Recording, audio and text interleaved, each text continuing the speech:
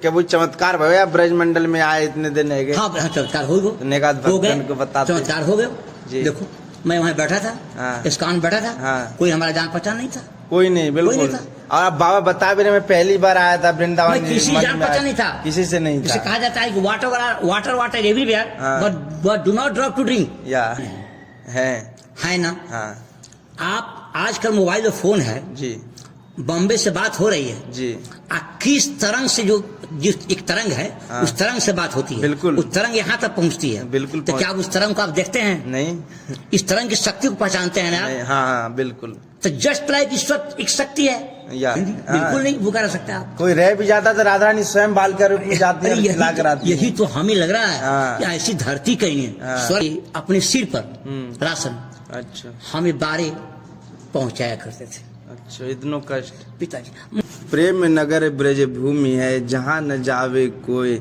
और जावे तो जीवे नहीं और जीवे तो बोरा होए। राधे राधे सभी भक्तों को मैं सुनील माधव दास एक बार फिर से स्वागत करता हूँ आपके अपने चैनल ब्रज के भक्त में। और आप सभी भक्त लोग बहुत ही सहज भाव से इस चैनल के माध्यम से ब्रज में जितने भी भक्त लोग आ रहे हैं और उनके अनुभव और उनके दर्शन कराते आ रहा हूँ। तो आप सभी भक्तों को आज उसी श्रृंखला में एक ऐसे भक्त से मिलाने वाले हैं, काफ़ी उम्र है उनकी और जॉब था, जॉब से रिटायर्ड भी हैं, मतलब जो होता है 60 साल के बाद जो रिटायर हो जाते हैं। तो बहुत अच्छा इनका अनुभव है इस भक्ति मार्ग में, तो हमें सीखना चाहिए। और हमें नहीं लगता कि कोई बुजुर्गों से ज़्यादा कोई और कोई अच्छे से बता पाएगा इन सब चीज़ों के बारे में, आध्यात्मिक चर्चाओं के बारे में, क्योंकि जो व्यक्ति जिस चीज़ से गुजरा रहता है ना उससे अच्छा कोई नहीं बता सकता। तो आज हम ऐसे भक्तों के दर्शन करेंगे और इस आध्यात्मिक चर्चा का पूरा लाभ उठाएंगे। तो आपसे भक्त लोग बने रहिएगा और आपसे भक्त लोग इस सत्संग के माध्यम से अपने जीवन को कृतार्थ बनाइएगा जितना हो सके। आपसे भक्त लोग इस वीडियो को जितना हो सके शेयर करिएगा। तो आज हम आपको बाबा के पास ले चलते हैं और इनसे मिलाते हैं, आप सभी भक्तों को आशीर्वाद दिलवाते हैं और इनके अनुभव जानते हैं। और इन सबसे पहले आप सभी भक्तों की तरफ से और अपनी तरफ से बाबा के चरणों में कोटि कोटि प्रणाम, दंडवत, राधे राधे। सर्वप्रथम आप अपना नाम बताओ। मेरा नाम सुभाष चंद्र सिंह। सुभाष चंद्र सिंह जी जी। पिता श्री गुरुप्रसाद सिंह जी। ऐसे मैं बिहार का रहने वाला हूँ। बिहार से बाबा, आपको गांव को नाम कहा है? बिहार में कैमूर जिला में जी, भभुआ थाना के अंतर्गत जयपुरा गांव है जी। बाबा अपने गांव को उसी गांव से बिलोंग करता हूँ। अच्छा हाँ। तो बाबा भी यूँ बता रहे हैं कि मतलब मैं बिहार से हूँ और इनको जो गांव में कोई भभुआ जिला कैमूर डिस्ट्रिक्ट, जैसे हमारा बरसाना मथुरा जिला डिस्ट्रिक्ट है मथुरा, ऐसे ही भभुआ कैमूर डिस्ट्रिक्ट है बिहार में। तो बाबा बता रहे हैं और इनसे जानते हैं पूरा। तो बाबा आपका मतलब गांव में मतलब कैसा मतलब जीवन, आप शुरू से ही ऐसे स्पिरिचुअल लाइन में थे या बाद में हुए? मैं चाहता हूँ कि आप थोड़ा वृत्तांत बताएं पड़ा शुरू से। ऐसा है कि मेरा जन्म जी, जैसा कि माता पिता ने सर्टिफिकेट में जी लिखवाए हैं उन्होंने, जी, तो नियर अबाउट 2-4 साल अधिक भी हो सकता है जी। ऐसे 64 में हम पहुंचे हैं। बाबा इतना आगे पीछे तो है ही जाए पता ना पर जी। हाँ। तो मुझे याद है 1966 का अकाल मुझे याद है। 1966 में 66 के पहले की चीज़ हमें नहीं याद है। जी। 66 का अकाल मुझे याद है। और उस समय में 66 का, इसके बाद 4 क्लास में जब पढ़ रहा था जी, तो मुझे याद है कि 12 एक स्कूल है हमारे यहाँ, जी, उसी 12 स्कूल में मेरी शिक्षा 4 क्लास मुझे याद है, 1-2 तो याद नहीं याद है, 4 क्लास मुझे याद है जी। और वहीं मैं शिक्षा प्राप्त कर रहा था। तो हमारे एक फूफा जी, एक पट्टी गांव है जी, वहीं के हमारे फूफा जी थे, उनके साथ में चला गया मुजफ्फरपुर। मुजफ्फरपुर मेरी जो भी शिक्षा दीक्षा हुई है वो मुजफ्फरपुर से हुई है जी। शायद मुझे इस बात का बड़ा गौरव है जी। कि मैं मुजफ्फरपुर से शिक्षा प्राप्त किया हूँ। शायद अगर ग्रामीण परिवेश में रहा होता तो शायद मैं इस स्तर तक मैं नहीं पहुंचा होता। तो बाबा आपको मतलब या मार्ग में लावे को सबसे ज्यादा मतलब आपके पीछे कौन है? तो पहले तो मैं अपनी शिक्षा दीक्षा बारे बता रहा हूँ, इसके बाद फिर कैसे मेरा झुकाव इस तरफ हुआ जी, इसकी तो पुष्टि मैं बाद में करूँगा। जी। तो मुजफ्फरपुर हमारी शिक्षा दीक्षा हुई जी।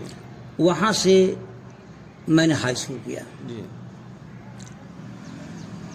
शुरू से संघर्ष तो मेरा शुरू से रहा है, शुरू से रहा है। जब मैं 8 क्लास में पढ़ रहा था, जी 8 क्लास में, जी उस समय आजकल तो बहुत सा कोचिंग ट्यूशन का प्रचलन हो गया है।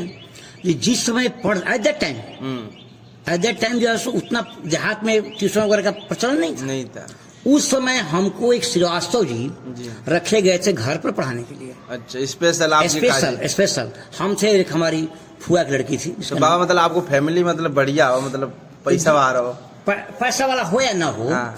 हमारे जो फूफा थे वो सर्विस करते थे। अच्छा। और हमको वो पढ़ाते थे। एक टीचर उन्होंने रख दिया। क्या देते थे मुझे याद नहीं है, लेकिन वो मुझे इंग्लिश और मैथ पढ़ाया करते थे, खास करके इंग्लिश और मैथ।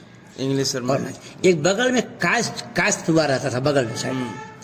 उनकी आज जो है सो जो उन्होंने मुझे इस क्षेत्र में जो कंट्रीब्यूशन दिया है, वो मैं उनका आभारी हूँ। बिल्कुल। श्रीवास्तव जी थे, वो जब अध्यापक हमारे पढ़ा के चले जाते थे, वो स्पेशल हमको, मतलब आपका जो स्पेशल क्लास स्पेशल बगल में। अच्छा। वो लगभग 70 ईयर्स के थे। अच्छा। कास्ट परिवार थे, लेकिन उनकी अंग्रेजी अच्छी थी। तो बाबा मतलब आइए आपके अंदर ही कछोन ने ऐसा देखो होगा, जब तो आपको इतना टाइम दे रहे, नहीं तो और का क्यों ना टाइम दियो? नहीं, ऐसे पड़ोसी थे ना। अच्छा। तो बड़ा पड़ोसी थे, तो बड़ा उनके साथ उठते बैठते थे। नहीं, आपने जो बात होता है पड़ोसी, आजकल तो पड़ोसी जलते रहे में एक दूसरे। नहीं, वो व्यक्ति इंटेलेक्चुअल व्यक्ति थे। अच्छा। और वो काफी जो है पूजा पाठ में बहुत काफी व्यस्त रहते थे, काफी ज्यादा। सुबह शाम उनको देखा करता था मैं, पूजा पाठ किया करते थे जी। और वो मुझे बहुत काफी इंग्लिश वगैरह ट्रांसफर वगैरह बहुत बात पढ़ाते थे। और 25 माह मुझे याद है, आजकल के बच्चे जो है उतने जो है आजकल के बच्चे परिश्रम नहीं करते हैं। नहीं। उसमें लालटेन जलाकर पढ़ा जाता था। हमारे फूफा जी 4 बजे भोर में जला दिया करते थे लालटेन। अरे वाह। एक हमारी फुआ लड़की थी अजगरा की, आशा नाम की थी, वो भी साथ रहती थी। दोनों आदमी पढ़ते। 25 माने मैं याद करता था, 25 माने वो। अच्छा। कहती नहीं थी कि मैं अधिक भी हो सकता था। अगर हमारा अधिक हो तो मैं उससे कहता नहीं था। वो डर के मारे वो कभी कभी अधिक कर लेती थी। तो कभी वो जीत जाती थी हमसे अधिक, और कभी हम। इस तरह से हम लोग की पढ़ाई लिखाई चलता था। और ये पिताजी का मुझे याद है कि पिताजी ने मुझे कितना भावुक हो जाता हूँ पिताजी याद करके मैं। अच्छा, मतलब आप आपके पिताजी रहे ना? पिताजी रहे, भावुक हो जाता हूँ। अब आँख से आँख से आंसू आती है जी। पिताजी, चूंकि हम लोग गृहस्थ थे जी, अन्न वगैरह लेकर के अपने सिर पर राशन, अच्छा, हमें बारे पहुंचाया करते थे। अच्छा, इतना कष्ट पिताजी। मुझे नहीं बाबा, आंसू तो आ ही जाए, यहाँ में तो है ही। मुझे याद है जी, पिताजी मेरे बूढ़े थे जी, फिर भी मुझे सामान ढोने नहीं देते थे। नहीं देते। ये तो बाबा, ये तो अपने पिता को अपने पुत्र के प्रति इतने प्रेम है कि वहाँ को तुम शब्द में वर्णन कर ही ना सके। तो उस समय आरा से बनारस बस जाती थी जी। पिताजी मुझे आकर विदा करके बनारस पढ़ते थे। पैसे कठिनाई होने लगी तो मैं वहां भी ट्यूशन करना शुरू किया। अच्छा। वहां भी मैं 3-4 ट्यूशन करके, है ना, और स्वयं वहां फिर ट्यूशन 2-3 करते, 3-4 अपना, और फिर अपना मैं स्वाध्याय करता था। वहां से मैं ग्रेजुएशन कर गया। अच्छी तरह जानते हैं महाराज जी। जी। तो उनसे मैं रिलेटेड था पहले से। तो मानसिक रूप से मैं बिल्कुल उनके, हम मानसिक रूप से मैं वही उनके साथ जुड़े हुए थे। शारीरिक रूप से नहीं जुड़ा। अब मैंने कहा मानसिक और शारीरिक दोनों रूप से मैं जुड़ जाना चाहता हूँ। ये निर्णय करके मैं इसी 17 तारीख को मैं वृंदावन की ओर प्रस्थान कर दिया। एकाएक, मतलब मन में आया। 11 बजे रात को मैं वहां चला। रात में चल दिया? रात में घर में चल। तो यूँ ना लगा 2-3 दिन और रोक लूं? नहीं, अब इच्छा की कि नहीं, मैं चल रहा। मन तृप्त है जी, मन तृप्त हो गया। गृहस्थ जीवन से मैं तृप्त हो गया बिल्कुल। अब गृहस्थ जीवन में इतनी ही मेरी आवश्यकता रही। तो मैं वृंदावन आया तो मैं इस्कॉन में, अच्छा, सारा 3-4 दिन में इस्कॉन में बिताने लगा। तो बाबा मैं ये चाहूँ कि वृंदावन को एक अनुभव बताओ वहाँ पर। अच्छा, जब मैं वृंदावन आया तो वृंदावन मुझे ऐसी धरती लगी जी, तो मेरे मन में ये भाव उत्पन्न हो गया जी कि नो अदर प्लेसेज या इन इंडिया Yeah. और इंडिया अदर इंडिया नहीं, इस रूप में कहिए आप, no other places in the world, world संसार नो पूरे अदर विश्व प्लेसेज में इन द नहीं। World are as good as Vrindavan, Vrindavan. बरसाने, Yeah. नंदगांव। हाँ। It is- बहुत सुंदर, ऐसा लगा कि इस तरह की धरती कहीं नहीं, कहीं नहीं है। सुंदर धरती लगी। जी। यहाँ की जो प्राकृतिक जो छटा थी जी वो अनुपम थी, जी अतुलनीय। अतुलनीय। मैं किससे से तुलना करूं? हाँ। हैं? लगता है मैं स्वर्ग में आ गया। हम्म, यहाँ घर घर में राधे राधे, जी जहाँ जाइए वहाँ राधे राधे। कुछ जहाज से भी यहाँ गांव में मैं थोड़ा विचरण किया। जी। तो बाबा वृंदावन में आप रहे तो ब्रजवासी से मिले ना मिले? ब्रजवासी मिली, अरे यहाँ का ब्रजवासी बड़ा अच्छा लगा। अच्छा। राधे राधे घर में, हाँ। है ना। और वहाँ यहाँ की जो ब्रजवासी हैं हाँ। बड़े प्रेम से हाँ। दही छाछ रोटी वगैरह सब देते हैं कुछ। बच्चों खाने का। हाँ, हाँ। हर घर में मतलब आपने पूरा आनंद लिया? आनंद लिया पूरा। अच्छा। मैंने बरसाने गया, ये देखा मैंने हाँ। कि वृंदावन हाँ, विद्वानों का खान है। खान है, बिल्कुल सही बात है। जगह जगह यहाँ जो से विद्वान है पड़े हुए हाँ। वृंदावन में। हाँ। और यहाँ भोजन कमी नहीं है, एक करोड़ डेली खाते हैं वृंदावन में। डेली डेली बिल्कुल। अब कोई दिक्कत यहाँ खाने की नहीं, जहाँ चाहो वहाँ खाना मिलेगा। हाँ। खाने कोई यहाँ दिक्कत नहीं। यहाँ पर भगवान भूखा रहने ही ना दे। भूखा रहे बिल्कुल नहीं भूखा रह सकता आप। कोई रह भी जाता तो राधा रानी स्वयं बाल कर रूप में जाती अरे है, खिला कर आती है। यही तो हमें लग रहा है हाँ। कि ऐसी धरती कहीं नहीं है। हाँ। स्वर्ग है तो वृंदावन बिल्कुल है। बस महसूस करने वाला होना अब चाहिए। देखिए मैं यहाँ पहुंचा, यहाँ जहाँ मैं यहाँ पहुंचा, राधा कुंज बिहारी मंदिर में मैं कैसे नहीं आए? गया।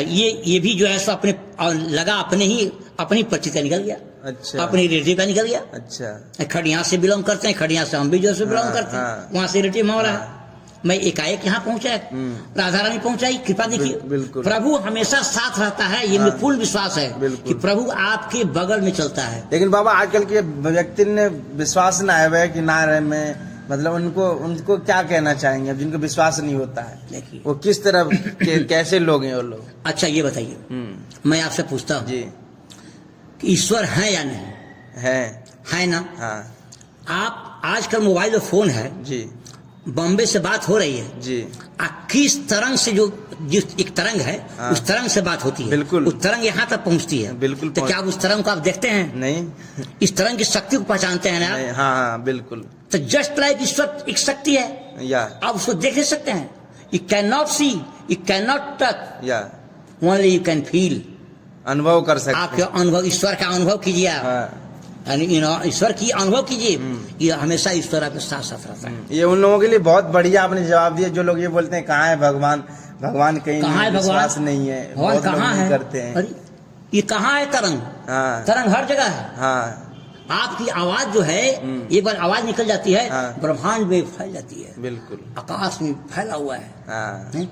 अंतरिक्ष में आपकी आवाज है। बिल्कुल। आकाश जीवन भर जीवन की जब तक पृथ्वी है, तब तक आपकी आवाज रहती है। बिल्कुल। आवश्यकता है कोई ऐसा उपकरण जो आपकी आवाज को पकड़ सके, बिल्कुल। है ना। आपकी आवाज रहती है। और जैसे हम हवा है, हवा सिर्फ महसूस कर सकें, उसको छू नहीं सकते, देख नहीं सकते हैं, तो महसूस करते हैं। हाँ। तो ईश्वर की सत्ता को आप महसूस कर सकते हैं, हाँ, है ना। देख नहीं सकते, वही ना आँख से नहीं, हाँ आँख से नहीं। आँख 3 प्रकार की होती है। जी एक ये भौतिक आँख है, बिल्कुल, है ना। हाँ। एक भौतिक है, हाँ। एक जो है सो आपको उसको क्या कहेंगे आप, अभौतिक, अभौतिक, हाँ। और पारलौकिक, हाँ। पारलौकिक शक्ति है वो, जी जिस शक्ति को ना आर है ना पार है जी। उसके, उस शक्ति का। जी तो ईश्वर जो है हमेशा आपके पीछे पीछे रहता। हम तो भाई अनुभव किए ईश्वर का, बिल्कुल। ईश्वर हमारे साथ रहता है। बाबा आप कैसे कोई चमत्कार भैया ब्रज मंडल में आए इतने दिन है हाँ चमत्कार हो गए को बताते चमत्कार हो गए।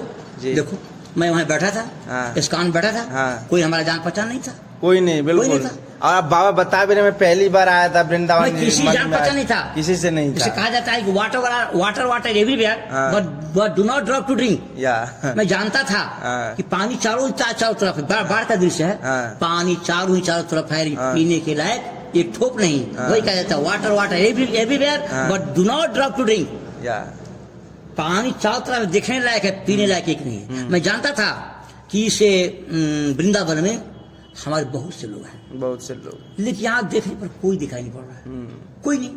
मैं बैठा था, निराश हो रहा था, लगता है अब मैं चला जाऊंगा लौट करके। ये मन बनाया था कि अब मैं नहीं जाऊंगा, अभी कुछ दिन रहूंगा वृंदावन। एकाएक एक आदमी मिल, देखिए ईश्वर आ गए। बिल्कुल। ईश्वर यह ईश्वर है नहीं, ईश्वर आपको मदद करता है किसी के माध्यम किसी से, के माध्यम से। बिल्कुल। एक माध्यम आ गया, हम परिचित हमारे मिल गए, रिलेटिव मिल गए, और उन्होंने कहा कि चलिए मेरे साथ। अच्छा, मेरे साथ ले आए। वो अभी नहीं कहे कि मैं कहाँ जा रहा हूँ, देखिए हाँ, वो अभी जो है आपने पूछो भी ना कहाँ जा रहा हो? कहीं नहीं। अच्छा। वो बोले चलिए रसा बरसाने चला जाए। हाँ, तो चलो भी बरसाने, हाँ, चलो घूम लिया जाए बरसाने। मैं सोच ही रहा था कि बरसाने देखिए राधा रानी का, नहीं राधा रानी बरसाने बुला ली हमको जी।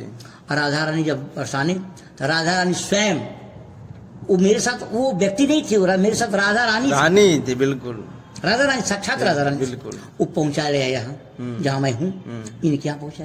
यहाँ जब मैं आया देखा कि महाराज जी अपने ही परिचित निकले, रिलेटिव निकले। महाराज जी ने बड़ा सेवा और भक्त किया, और मैं यहाँ कम से कम तो 15 दिन रुक गया, 10 दिन। बिल्कुल बिल्कुल। और बड़ी सेवा हमें मिली। यहाँ के दर्शन आपको कैसे लगे कुंज बिहारी के? कुंज बिहारी यहाँ का दर्शन लगा, सुबह शाम कीर्तन। हाँ। मैं कभी कीर्तन में शामिल नहीं होता था ना। हाँ, मैं हैबिचुअल हो गया। हाँ। अब आप ये भी कीर्तन करते हैं। हाँ। मैं भी कानून की आवाज गूंजती है, हाँ। आ जाता हूँ। हाँ। कम से कम इतना तो हमारा 24 घंटे का ये जो समय 24 घंटे है, इतना 1 घंटा चाहे 2 घंटा जो भी मैं शामिल होता हूँ, उतना तो हमारा सार्थक हुआ। बिल्कुल बिल्कुल। वो तो हमारा व्यर्थ नहीं गया, वो तो भगवान की जो है सुश्रण में है। मैं अच्छा, अब मैं 16 माला जाप कर लेता हूँ, कोशिश करता हूँ सुबह शाम मिला करके 16 माला जाप करूँ। कम से कम मेरी रुचि इधर बढ़ी, बिल्कुल, कि ईश्वर की अब प्रार्थना की जाए, ईश्वर की तरफ जो है सो मुड़ा जाए। बिल्कुल। सर्वशक्तिमान ईश्वर है, जो कुछ मिला है ईश्वर द्वारा मिला है। बिल्कुल। माता पिता दुनिया में सबसे बड़े ईश्वर तुल्य है। माता पिता ईश्वर तुल्य है, कोई अंतर नहीं है। माता पिता यही चाहते हैं मेरे बच्चे पढ़ लिख कर क्या हो जाए, महान हो जाए, डॉक्टर हो जाए, कलेक्टर हो जाए, भले हमारी सेवा करे या न करे। उसी प्रकार ईश्वर कहता है कि आए होने यहाँ अच्छा कर्म करो, सुकर्म करो, है किसी का बन सके तो दान करो, न बन सके तो हानि किसी को मत पहुंचाओ, है। और दूसरी बात, आपके पड़ोसी को दुख न हो। हमेशा ध्यान रखना चाहिए कि हमें अपने किसी को पड़ोसी हमारा दुखी न हो। और पड़ोसी दुखी हो गया, ईश्वर दुखी हो गया। पड़ोसी सुखी हो गया, ईश्वर सुखी हो गया। हमारी ये मान्यता है। हमसे समाज, पास पड़ोस सभी अगर खुश हैं तो ईश्वर भी खुश है। आज पिताजी को मैं पैर दबाऊं, पिताजी को मैं सेवा करूं, रात में चला जाऊं चोरी करने, तो पिताजी हमसे खुश रहेंगे? कभी नहीं खुश रहेंगे ना। पिताजी कहते हैं बाबू मेरा पैर मत दबाओ, मेरा सर मत दबाओ, बड़े मेरा सेवा मत करो, लेकिन समाज में नाम कमाओ, अच्छा पढ़ो लिखो। उसी पर ईश्वर कहते हैं कि मेरे पास ये नहीं सफरे, तो तुम मेरी याद करो मुझे, याद करोगे मुझे तो सोना में सुहागा है, याद करोगे तो सोना में सुहागा है। नहीं याद करते हो तो कोई बात नहीं बेटा, मत याद करो। लेकिन गए हो पृथ्वी पर आए हो ना, तो अच्छा पढ़ाई लिखाई करो, दया धर्म दान, जीवों पर दया, हत्या मत करो, अहिंसा मत करो, सबसे प्रेम करो। ईश्वर द्वारा बनाई गई हुई सारी चीजों से प्रेम करो। बिल्कुल। ईश्वर कुम्हार है। अब कुम्हार द्वारा ही बनाई गई जितनी है ना मिट्टी, हम लोग बर्तन है, वो कुम्हार है, हम लोग क्या है, बर्तन है। और किसी बर्तन को हम ठेस मारते हैं तो ईश्वर को चोट पहुंचेगा। कहा कि मेरी बनाई हुई चीज को तुमने ठेस पहुंचाया है, तुम्हें बिगाड़ा है, तुम्हें नुकसान पहुंचाया है। किसी की हत्या, किसी का चोरी, किसी का पाप न करें। बाबा हम आप थोड़ा चर्चा करते हैं, ये जो आजकल हमने रील्स वगैरह देखते हैं, लोग जीवों को मार कर खाते हैं, काटते हैं, कट ऐसे, जैसे अभी चाइना में कोरोना वहीं से ना निकला। तो ये जो जीवों को मार कर खाते हैं, उनको आप किस तरह से बोलना चाहेंगे? तो उनको ठेस पहुंचे, लोग कैसे बोलना चाहेंगे? देखिए हमने बाबा देखा है, आपको विश्वास नहीं है, जीव जिंदा है लेकिन उसको डायरेक्ट तेल में डाल दे रहे हैं, डायरेक्ट गर्म पानी में डाल दे रहे हैं। तो ये क्या उनके अंदर क्या है, मतलब ये जो है इन लोग की राक्षसी प्रवृत्ति है, राक्षसी प्रवृत्ति है जी। इन लोग की समझ नहीं है कि मनुष्य को मांस खाना चाहिए। जानवर हमसे अच्छा है। जो जानवर, देखिए जानवर कैसे अच्छा है, जो इस जानवर की दांत सीधी है वो मांस नहीं खाता है। जिस जानवर की दांत टेढ़ी है, जैसे बाघ, बिल्ली, कुत्ता, पक्षी में देखिए आप, जिसकी चोंच टेढ़ी है वो मांस खाती है, जिसकी चोंच सीधी है वो मांस नहीं खाती है। तो जानवर इतना चालाक है योनि में, जैसा उसकी प्रवृत्ति बनाई गई ईश्वर द्वारा, वैसा ही वो अपना माने ये समाज में वैसा ही व्यवहार करता है। टेढ़ी सोच है तो मांस खाता है, गिद्ध मांस खाता है, कौवा मांस खाता है, गौरैया मांस खाती है, खाती है गौरैया मांस। तो पक्षी हमसे चालाक हैं, जानवर हमसे बढ़िया हैं, हम तो पुच्छ विहीन पशु हैं। बिल्कुल पशु हैं लेकिन बिना पूंछ के पशु पशु। मनुष्य को मांस खाना नहीं चाहिए। नहीं खाना। मांस आपकी दांत सीधी है ना, आपकी दांत सीधी, टेढ़ी दांत नहीं है, सीधी है। जानवर समझदार है, मांस नहीं खाता है। कहता है, गाय कहती है कि मेरी दांत सीधी है, मांस नहीं खाऊंगी, और तुम कहते हो मेरी दांत सीधी है, मांस खाऊंगी। यहाँ तो लोग मार के खा रहे, लोगों को तड़पा के खा रहे महाराज। ये जो है ना, ये बहुत ये पतन की ओर ले जा रहे हैं, पतन की ओर ले जा रहा है। संस्कार नहीं है, संस्कार नहीं है। बच्चों को संस्कार दीजिए शुरू से। मेरा एक कहना है भाई कि बच्चों को शुरू संस्कार दीजिए। जिस घर में शुरू से माता पिता उठ करके भोर में पूजा करेंगे, पाठ करेंगे, और अपने बच्चों को उसके साथ बैठाएंगे, उनका चंदन करेंगे, टीका करेंगे, तो बच्चों में संस्कार बढ़ेगा। बाबा ये जो आजकल लोग करते हैं, ये तो दो ही चीज से आता है। एक तो संगति हो गया, एक परिवार में एक होता है व्यक्ति देखते आ रहा है उस चीजों को। अब हमारे यहाँ जैसे बच्चे तो देख रहे हैं, हम लोग भगवान का नाम लेते, कीर्तन करते हैं, हम लोग दंडौती करते हैं। आज छोटा बच्चा 4-5 बार दंडौती कर रहा था। मैं बच्चा को देखा आपने, जो वो बच्चा ऐसे झाड़ बजा रहा था, वो देख के बजा रहा है ना, बजा रहा था बच्चों का। तो ये कहीं ना कहीं जब हम लोग झुक रहे थे तो बच्चा भी झुक रहा था जी। इसमें कहीं ना कहीं माता पिता का भी तो वो बिल्कुल। माता देखिए, बच्चे दोषी नहीं होते हैं। हम मानते हैं कि कहीं न कहीं से हमें दोष है। बच्चा मेरा पढ़ा नहीं तो बच्चों का दोष नहीं है, दोष मेरा है जी। जो बच्चा मेरा पढ़ लिया तो हो सकता है कि मैं उस पर ध्यान दिया, पढ़ लिया। जो बच्चा मेरा नहीं पढ़ा, मेरी गलती है, कहीं न कहीं से मेरी चूक हुई है। मैं बच्चों की गलती नहीं कहूंगा, ये मेरी बच्चे है। संस्कार बच्चों में डालिए, बच्चों में संस्कार डालते हैं तो बच्चा जो है सो अवश्य बढ़िया आपका निकलेगा। बच्चों को शिक्षा दीजिए। शिक्षा वह शेरनी का दूध है जो इसे पीता है दहाड़ता है, वो शिक्षा है। वो शिक्षा, अगर शिक्षा बच्चों को आप दे दें तो बच्चा समाज में दहाड़ेगा। शिक्षा करता क्या है? शिक्षा नौकरी का ठेकेदार नहीं है। एजुकेशन कहता है कि I am now the contractor of service. मैं सर्विस का ठेकेदार नहीं हूँ कि मैं आपको ठेकेदार करूँ। मैं तो तुमको नॉट बोल्ट तैयार करता हूँ, चाहे तुम यहाँ फिट हो जाओ, चाहे डॉक्टर हो जाए, चाहे इंजीनियर हो जाए। अगर बढ़ई तराशते गुरु क्या है? तराशता है। छात्र क्या निकलेगा? तराशने के बाद निकलेगा। बढ़ई लकड़ी को तराशता है, तराशते सखुआ निकल गया, इंजीनियर हो गया। तराशते शीशम निकल गया तो डॉक्टर हो गया। तराशते देखा कि कहीं आम का लकड़ी निकल गया और कुछ नहीं तो कम से कम किवाड़ तो बनेगा। उसी प्रकार बच्चों को पहले पढ़ाइए, आधा पेट खाइए, आधा पेट काट करके बच्चों को शिक्षा, उचित शिक्षा देना चाहिए बच्चों को। आजकल बाबा ऐसे भी होते हैं, बहुत से बच्चे हो जाते हैं, लोग बच्चे 4-5-6 कर लेते हैं, लेकिन उनकी ऐसी व्यवस्था नहीं कर पाते हैं। फिर लोगों को इधर उधर भीख मांगना, ये करना वो करना। नहीं तो ये तो बाबा बच्चों पर जन पर भी नियंत्रण करना चाहिए। आजकल जो है सो हमारे बच्चियां शिक्षित हो रहे हैं, उन्हें आजकल स्कूलों में शिक्षा दी जा रही है, सरकार द्वारा भी शिक्षा दी जा रही है, प्रचार किया जा रहा है। जनसंख्या पर नियंत्रण करना चाहिए। आजकल अब पहले से माहौल बदला है। अब कुछ लोगों का बच्चों का संख्या अब कम हो रही है, किसी 2-3 बच्चे संख्या कम रहने से आपके पास जो कुछ भी संसाधन है उस संसाधन से उनकी मूलभूत आवश्यकताओं को आप पूरा कर सकते हैं। मूलभूत आवश्यकता जैसे पढ़ना, लिखना, शिक्षा, दवाई व्यवस्था, उनकी शादी, जो कुछ है ये मूलभूत आवश्यकता है।